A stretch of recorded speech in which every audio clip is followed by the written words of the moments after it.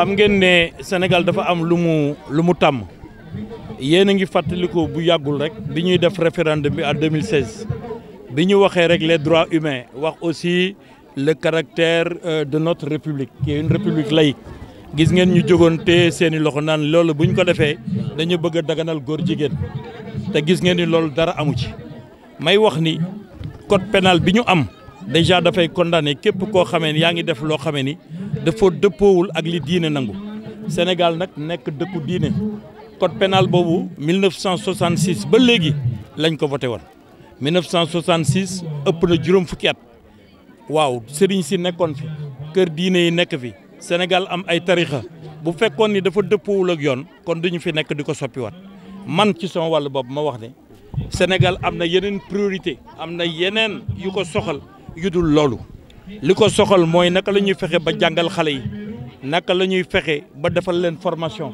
naka la ñuy fexe itam ba yar leen ci suñu diine yi nga xamee ni moom moo ŋànk réew mi te loolu ñoo ngi ciy woo kilifa diine yi di ci woo kilifa aada yi ñoom ñëpp ñu am taxawaay boobu. xam nga pour def proposition de loi benn député sax mën na ko def benn député sax mën na ko def waaye mais est-ce que xalaatam la parce que député lan mooy cëram mooy d'abord dafay représenter peuple bi benn ñaareel bi moom mooy voter ay loi waaye nag suñu demee ci biir réew ba ay groupe de pression di jóge fële di wax ni lii la ñu bëgg ay député ko dama jàpp ni loolu jaaduwul des forces obscures loolu dama jàpp ni jaaduwul dama jàpp bëgg ni Sénégal ñoo ko bokk comme ñoo ko bokk mënuñ ko xar ñaar ñun lii kenn mënoo ñoo gën a réclamer ni ay jullit lañu ci réew mi am na itam ay chrétiens yu fi nekk gëm seen bopp gëm diine gëm yàlla waaye ma ne nañu moytu nit koo xamee nag dafay mbubboo leneen pour di wut leneen. président dafa wax ne fii ak maa ngi nekk ci réew mi kenn du fi daganal lu mel noonu man moo ki wax loolu nag dama jàpp ni kaddu bu tol noonu amul kaddu bu ko gën a rëy fii parce que pression yi bu ñu koy def ci ñoom lañ koy def te dafa taxaw ak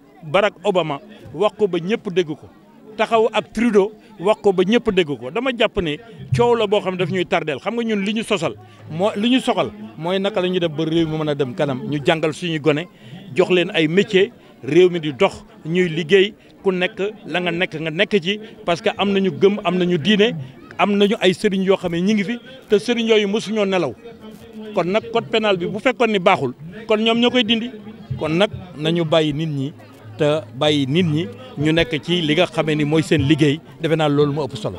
D'abord vous parler de la procédure législative. La procédure législative elle est encadrée. On a deux façons de voir la loi. Soit un projet de loi présenté par le gouvernement, soit une proposition de loi présentée par un député.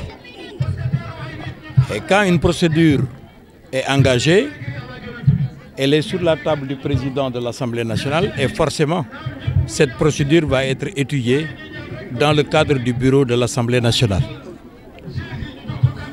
Dans le cas d'espèce dont vous parlez, il s'agit d'une initiative qui est née de groupes, qui sont des groupes de pression, des groupes existants et qui se sont ligués à des députés. C'est une première entorse à la démarche. Parce que le député, son rôle premier, c'est d'abord un rôle de représentation, mais il est aussi la personne habilitée à voter les lois. Donc, quand vous êtes un représentant du peuple et que vous êtes habilité à voter les lois, il est bon que l'initiative de la loi provienne d'abord de vous ou provienne du gouvernement. Voilà d'abord la première appréciation que j'ai.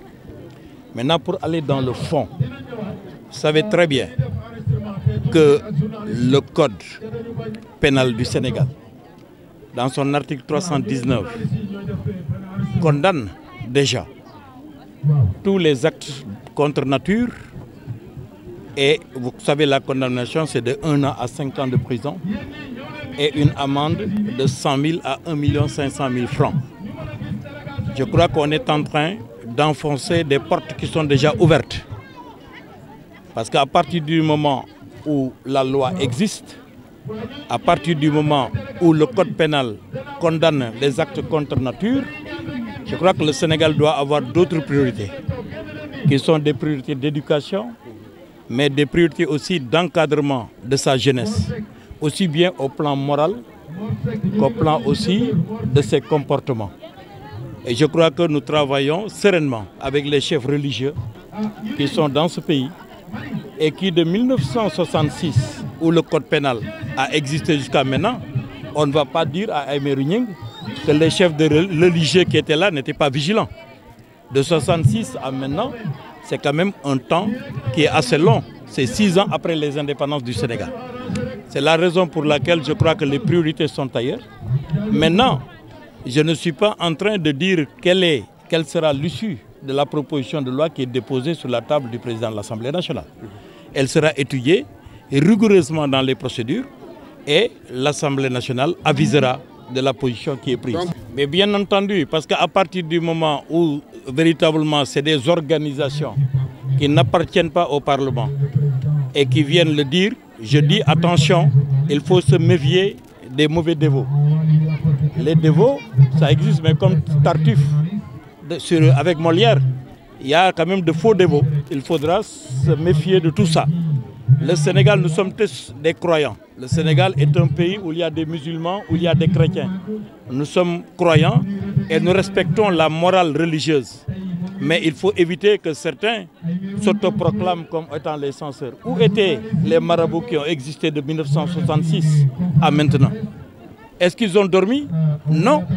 Je crois que aussi la position du président de la République, qui a été une position très ferme et qu'il a affirmé devant le président de la première puissance du monde, en disant que véritablement, tant que je serai président de la République, on ne fera aucune loi ici qui va véritablement permettre à ce que nous puissions laisser les gens faire ce qu'ils veulent. Parce que chaque pays a sa culture, chaque pays aussi a ses fondements moraux et ses fondements religieux. Le Sénégal est un pays profondément religieux et c'est sur cette base-là que nous allons travailler.